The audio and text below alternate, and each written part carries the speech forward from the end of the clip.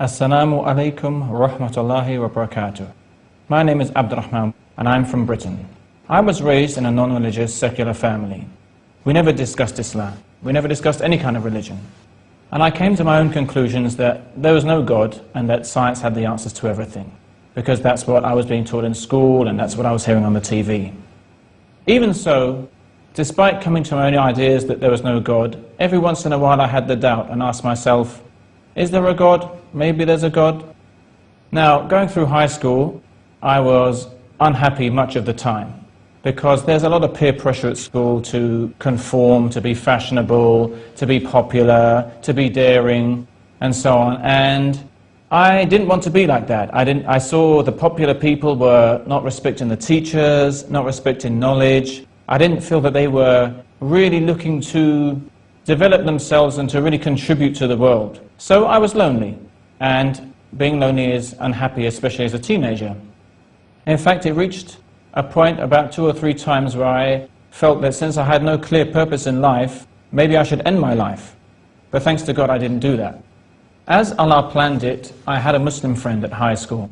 And sometimes I would go to his house and he would say, I'm going downstairs to pray. Sometimes I would ask him, why do you pray? Or how do you pray? And the thing I really appreciate about him is that he was not shy to tell me about his Islam, at least when he was at home. This is very important for Muslims today, because if you don't make an effort to show something of your Islam, you cannot expect anybody to have an interest in Islam or to learn about Islam. Now, after I'd known him for about 5 years, when we were 16, he decided that I would probably appreciate Islam. So he made an effort to persuade me to learn about it. And for a period of about 3 weeks, every day he was telling me, you should learn about Islam. It's the religion of truth. There is a life after death. There is a paradise and a hellfire. Allah is the most merciful. He didn't know much of the Quran or the hadith of the Prophet Muhammad, peace and mention of Allah be upon him. He just kept telling me the same points over and over again. And eventually we reached a point one evening as we were walking together, and I looked up at the moon and I said to myself, if what he's saying is true, if there really is a life after death, then it would not harm me just to investigate this for myself and come to my own decision. And honestly, from that point onwards, my heart was just open to Islam. And I can remember I began to talk to God and to say, I can't believe that all my life I've never spoken to you, I've never acknowledged you, but now I really believe in you. It was really as simple as that for me. Of course, I took the trouble to learn about Islam as he advised me to do so. And I think also something that was going through my mind at that time was that after death, if there really was another life, then I would not have the luxury to just run away from Allah and do as I pleased. Another thing I should mention about my life before I became Muslim is that around that time, age 16, the nightclub scene was becoming very popular and promoted on TV.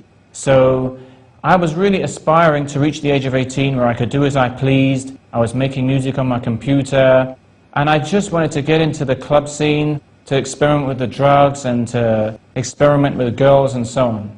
I was so close to entering that lifestyle, and I often wonder where I would have ended up had I gone into that life. But thanks to God, He saved me from that and gave me Islam.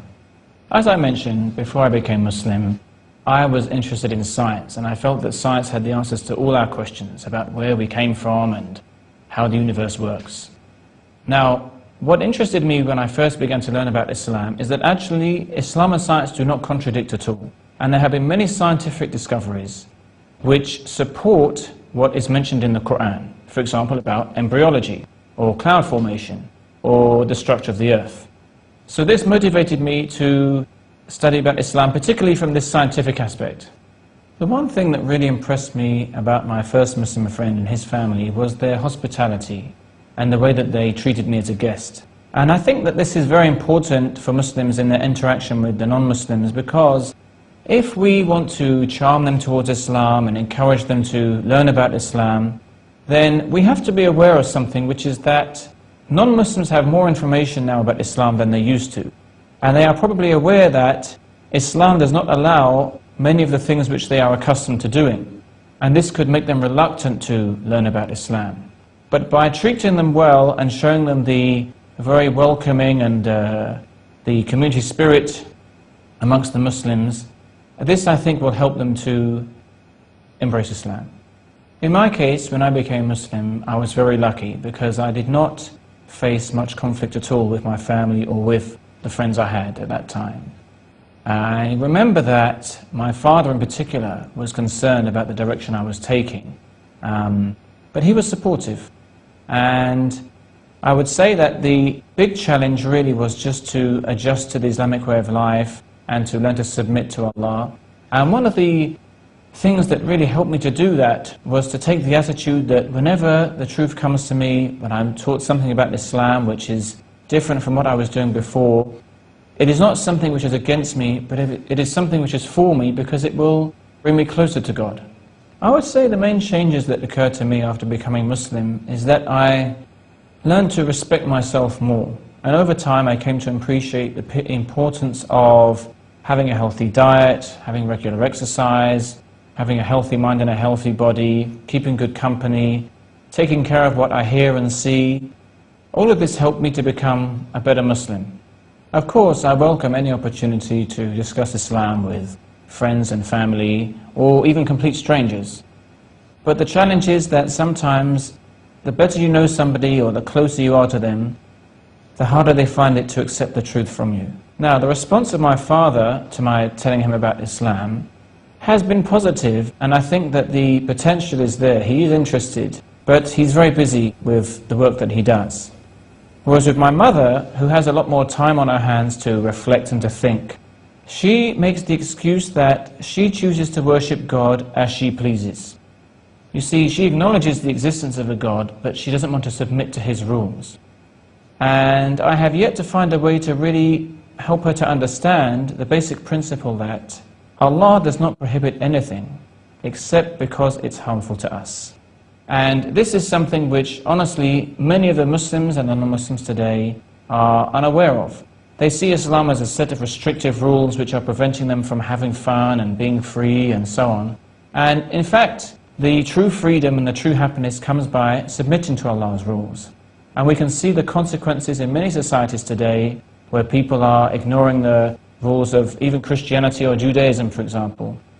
And this is leading to breakup of families and breakup of societies. So I think the difficulty with my family is the lack of a really good example for them to see how effective Islam is when put into practice. In terms of my efforts to spread the message of Islam, of course I first and foremost try to give a good example myself. Also I like to distribute cassette tapes, perhaps interviews of how people became Muslim, or stories of the prophets of Allah and so on. And I also like to discuss with my friends creative ways to spur people's curiosity. For example, leaving a piece of paper with a few questions about life in maybe a phone booth or on a table somewhere, so that someone might pick it up and it might just have a few questions which encourage them to learn more about Islam. The current situation in the Muslim world is a sad one, and we see that many of the Muslims are deceived by the un-Islamic ways. But at the same time, with each year, we find more and more people leaving those un-Islamic ways and finding peace and happiness in Islam.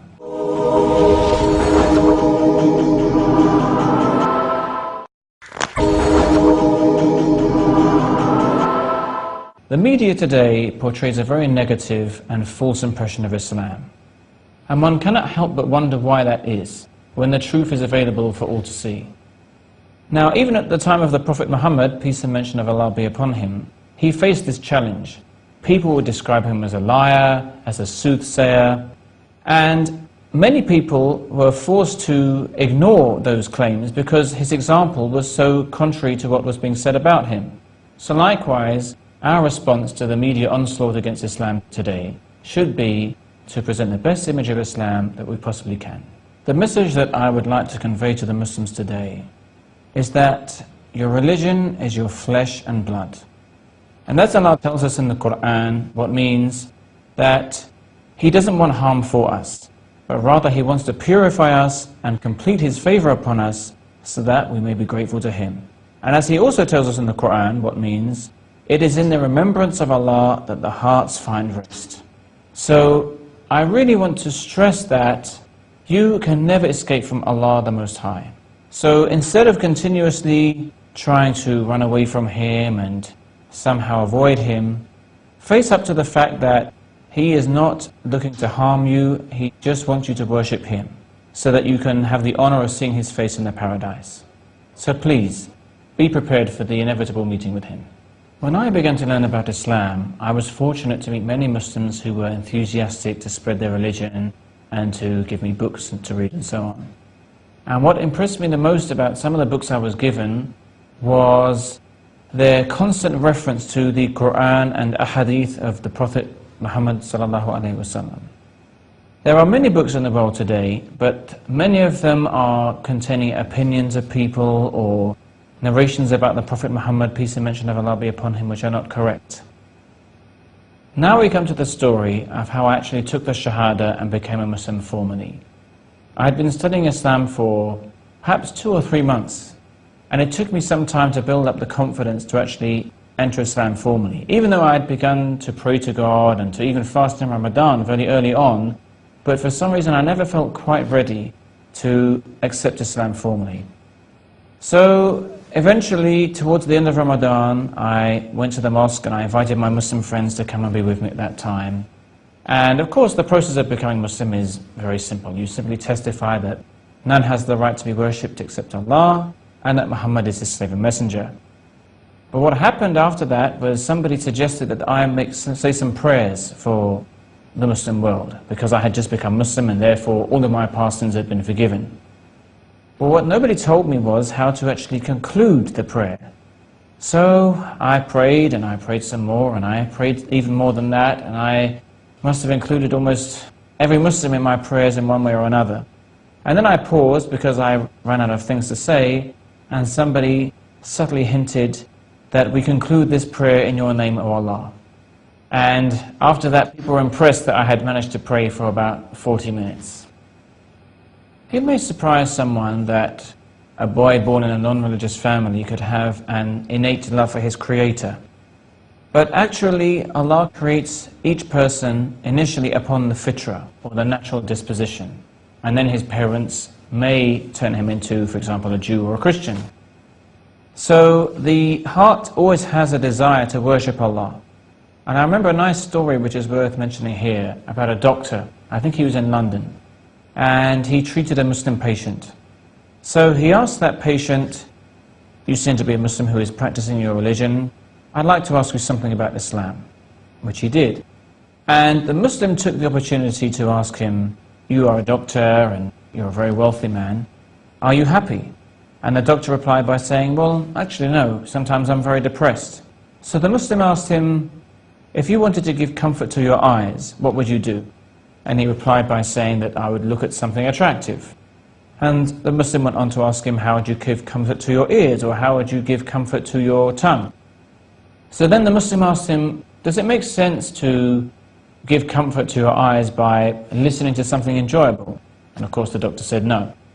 And the Muslim asked him, "Does it make sense to give comfort to your tongue by looking at something attractive?" And of course the doctor said no. So the Muslim went on to say to him, "This is the problem. Your heart will gain comfort by worshipping Allah and giving thanks to Allah and having a connection and a relationship with Allah. But you are depriving your heart of that connection, and that is why you're unhappy." The number of women becoming Muslim today is greater than the number of men. And when I first heard this, it surprised me until I mentioned it to a former work colleague who was a Christian. And she explained that in her experience of organizing church activities, women tended to participate more actively than men. So it would seem that women generally tend to be motivated more in religious activities than the men are. However, this is not an excuse for women to be complacent. Now, women can take glad tidings in the fact that the Prophet Muhammad, peace and mention of Allah be upon him, also told us that the whole world is a place of provision, and the best object of provision in this world is a righteous woman. Last year, for the first time, I had the opportunity to make Umrah, which is the lesser pilgrimage to Mecca. And I had very high expectations of it because of what I'd heard from friends who had the opportunity to go before me. I would say the greatest benefit I got from making the Umrah is that I felt very, very close to God, and I felt I could confess everything to Him, since I was so close to His house, the Kaaba. and I felt completely sincere. I felt that I could confess all of my faults to him and ask him to purify my heart and help me to rectify my ways. Many Muslims today have observed that people who revert to Islam from another religion are more enthusiastic to learn about Islam than those who have been raised in Muslim families. And I believe it was the great Umar ibn al-Khattab who once said that a person cannot truly appreciate Islam unless he has seen Jahiliyyah or pre-Islamic ignorance.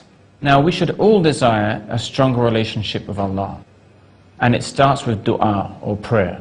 The Prophet Muhammad, peace and mention of Allah be upon him, the dua or the prayer which he would mention most frequently in his home was what could be translated as, "O turner of the hearts, turn my heart to your deen." And the Prophet Muhammad, peace and mention of Allah be upon him, was not told to ask Allah for an increase in anything in the Quran, for an increase in anything except knowledge. In addition to prayer, I would advise any Muslim who wants to develop a desire to learn more about Islam to mix with those Muslims who are learning about Islam. Because the Prophet Muhammad, peace and mention of Allah be upon him, told us that a man is upon the religion of his friend. So let him be careful whom he takes as a friend. Life as a Muslim in Britain can be challenging because you are in an environment where you feel like almost everybody is telling you to disobey Allah. Now, having said that, I have to say that I believe there really is a great potential for many British people to become Muslim because they have, among other things, an intelligence to know that what they hear about Islam in the media is not necessarily true. Or it could be that they just ignore the media altogether. And I really stress to all Muslims living in countries like Britain, please don't hide your Islam. Show the best image of Islam that you can. Don't be shy. Tell people that you pray. Tell them about the morals that Muslims have. Let them see the beauty of Islam, because I think that many of them are very close to accepting it. At school in Britain, from what I can remember, we had 1 or 2 lessons about religion per week. But what I remember also is that the media in general is regarding religion as completely worthless.